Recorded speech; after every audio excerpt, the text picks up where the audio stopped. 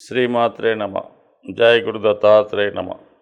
ఈ వీడియోలో మనం వృశ్చిక రాశి వారు జీవితంలో అదృష్టవంతులుగా మారాలంటే ఏ నియమాలు పాటించాలి, ఏ జాగ్రత్తలు తీసుకోవాలి అన్న విషయాన్ని మనం ఈ వీడియోలో పరిశీలించే ప్రయత్నం చేద్దాం.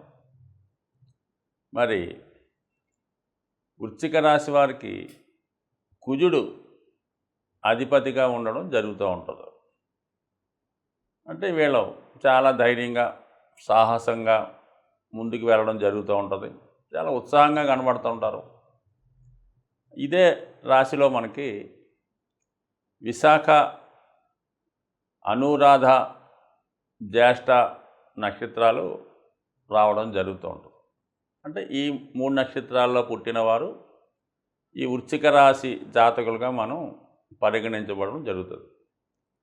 మరి విశాఖ 4వ పాదంలో జన్మించిన వారికి సుమారుగా 4 సంవత్సరాల నుంచి 1 సంవత్సరం అటు ఇటుగా గురు మహాదశ ఉంటుంది. దాని తర్వాత 19 సంవత్సరాలు ఈ శని మహాదశ ఉంటుంది. కాబట్టి మరి ఎక్కువగా అనురాధ నక్షత్రంలో పుట్టిన ఈ విశాఖ 4వ పాదంలో జన్మించిన ఎక్కువ వీళ్ళకి విద్యా సమయం అంతా కూడా సుమారుగా అటు ఇటుగా 19 సంవత్సరాలు అవచ్చు, 23 సంవత్సరాలు మ్యాక్సిమం వరకు ఈ శని మహాదశ నడుస్తుంటారు. సో ఈ కారణం వల్ల ఏంటంటే వీళ్ళకి ప్రారంభ జీవితం అనేక ఒడిదుడుకులకి, స్ట్రగుల్స్కి కారణం అవుతూ ఉంటుంది.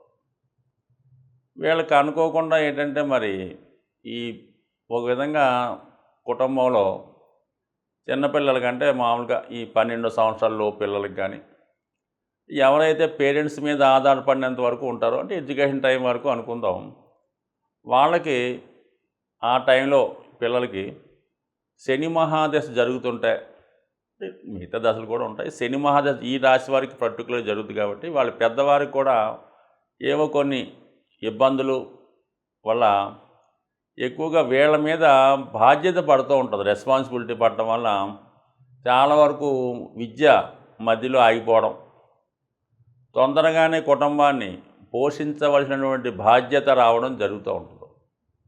సో ఆ కారణం వల్ల ఏంటంటే వీళ్ళు ఎక్కువగా ఈ మిలిటరీ, ఈ పోలీస్ డిపార్ట్మెంటు, చిన్న చిన్న ఈ మోటార్ ఫీల్డ్లోకి అనూహ్యంగా కొంతమంది మిగతా పరిస్థితులు అనుకూలించినప్పుడు ఈ విధంగా బాల్యంలోనే వృత్తిలోకి ప్రవేశించడం జరుగుతూ ఉంటుంది. సో దాంతోపాటుగా వీళ్ళకి చిన్నప్పటి నుంచి కొంత స్ట్రగుల్ పట్టడం, ఎందుకంటే శని మహాదశ జరుగుతూ ఉంటుంది. ఆ కారణం వల్ల మరి బాధ్యత తెలియడం వల్ల, ధనం విలువ తెలియడం వల్ల చాలా వరకు 45-50 సంవత్సరాల నాటికే బాగా పరిపక్వత చెంది జీవితంలో తొందరగానే స్థిరపడి జీవితంలో పైకి రావడం జరుగుతుంది. అంటే ఈ విధంగా ఇబ్బంది పడిన వారు ఎప్పుడైనా ఈ ప్రారంభ దశలో శని మహాదశతో ప్రారంభమైతే వాళ్ళకి ఖచ్చితంగా మరి సగం జీవితం ఇబ్బందులు పడి దాని తర్వాత జీవితంలో స్థిరపడడం జరుగుతూ ఉంటుంది. సో ఇది వీళ్ళకి. అదే జ్యేష్ఠ నక్షత్రంలో జన్మించిన వారి జీవితం ఇంకో విధంగా ఉంటుంది. ఇది ఒక విధంగా స్ట్రగుల్తోనే ఉంటుంది. అంటే బుధుడు దీనికి నక్షత్రానికి అధిపతి అవ్వడం వల్ల ఇది బుధుడు కుజుడు కాంబినేషన్ ఏర్పడుతుంది. ఎందుకంటే కుజుడు రాశిలో బుధుడు నక్షత్రం, అందుకని వీళ్ళు చాలా లాజిక్గా స్ట్రగుల్గా ఉంటారు. వీళ్ళకి కూడా బాల్యంలో స్ట్రగుల్ ఉంటుంది. అప్పుడు ఉన్నటువంటి పేరెంట్స్ స్ట్రగుల్ వల్ల వేరే కారణాలు ఇబ్బంది ఉంటుంది. కానీ వీళ్ళు ఎన్ని ఇబ్బందులు ఎదురైనా తట్టుకొని విద్యలో బాగా రాణించగలిగి ఎక్కువగా ఈ మెడికల్ రంగం అవ్వచ్చు, మంచి అధికార హోదా కలిగినటువంటి ఉద్యోగంలో చేరడం కానీ జరుగుతూ ఉంటుంది. అంటే ఇంటర్నల్గా వీళ్ళు జీవితం చిన్నప్పటి నుంచే చాలా అనుభవాలు గుణపాఠంగా నేర్చుకోవడం వల్ల వివాహం అయినంత వరకు కూడా ఒక విధమైన లైఫ్ ఉంటుంది. అంటే వాళ్ళు అప్పటిదాకా పేరెంట్స్ కంట్రోల్లో ఉండడం కానీ మొత్తం మీద ఇబ్బంది ఉండే అవకాశం ఉంది. చాలామంది వృశ్చిక రాశి, వృశ్చిక లగ్న జాతకులకి పేరెంట్స్తో కూడా విరోధం ఉండే అవకాశం ఉన్నది. ఎక్కువగా ఇది కనబడుతూ ఉంటుంది. మరి కొంతమందికి అది మనస్తాపాన్ని, కష్టాన్ని కలిగించినప్పుడు కూడా ఇది కొన్ని జాతకంలో ఉన్న విశేషాలు. ఈ విధంగా పేరెంట్స్తో విభేదాలు ఉండడం వల్ల అవ్వచ్చు, లేదా వీళ్ళ చిన్నతనంలో పేరెంట్స్కి ఒకరికొకరికి మనస్పర్ధలు రావడం వల్ల వాళ్ళు ఏదైనా ఇబ్బంది పడి ఇడిపోవచ్చు. కొంతమంది తల్లి పెంపకంలోనూ లేదా మరికొంతమంది తండ్రి యొక్క సంరక్షణను పెరగడం వల్ల జీవితంలో ఇటువంటి స్ట్రగుల్ ఎదుర్కోవడం వల్ల ఏంటి వీళ్ళ జీవితం తర్వాత వీళ్ళ భార్యని వీళ్ళ సంతానానికి ఎక్కువ విలువ ఇవ్వడం వల్ల మిగతా వాళ్ళ గురించి పెద్దగా పట్టించుకోకపోవడం జరుగుతూ ఉంటుంది.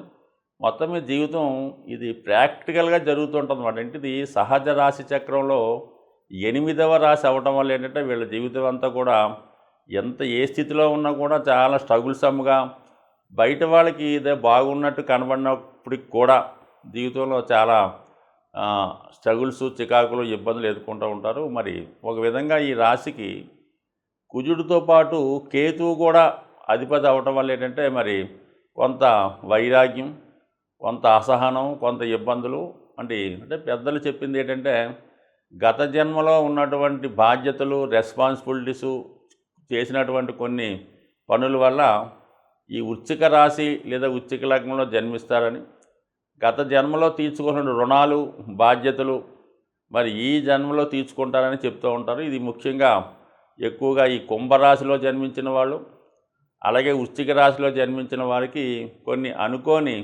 పూర్వజన్మ సంబంధాలు, అనుబంధాలు రావడం జరుగుతుంటాయి.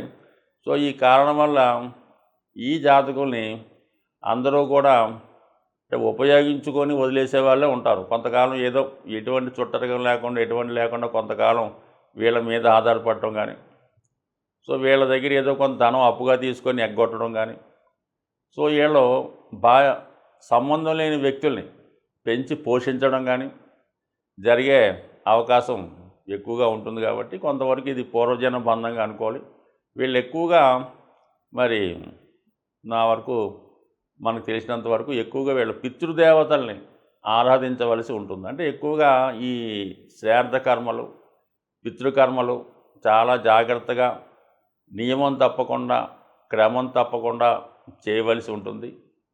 ఎక్కువగా మరి స్త్రీలని ఎక్కువగా గౌరవించడం, వాళ్ళని పూజించడం, అలాగే కుటుంబంలో ఉన్నటువంటి స్త్రీలని ఆ తల్లిగారో అత్తగారో ఎవరినైనా సరే ఎక్కువగా గౌరవించి వాళ్ళకి ఎటువంటి ఇబ్బంది లేకుండా, కష్టం లేకుండా ఉండడం వల్ల జీవితంలో వీళ్ళు చాలా సౌకర్యంగా, హ్యాపీగా ఉండే అవకాశం ఉంది. వీళ్ళు జీవితంలో కెంపు అనే ఉంగరాన్ని కానీ, పగడం లేదా కనకపుష్యర ఉంగరం ధరించవచ్చు. వీళ్ళకి సాధ్యమైనంత వరకు వీళ్ళు మిథున మరియు కన్య రాశిలో జన్మించినటువంటి అమ్మాయిల్ని, అంటే అమ్మాయిలు అయితే అబ్బాయిల్ని, అమ్మాయిలు అయితే అబ్బాయిల్ని వివాహం చేసుకోకూడదు. అంటే వృశ్చిక రాశిలో జన్మించిన వారు కన్యా రాశిలో జన్మించిన వారిని కానీ, మిథున రాశిలో జన్మించిన వారితో కానీ వివాహం అన్నది 100% చేసుకోకుండా ఉండడమే మంచిది.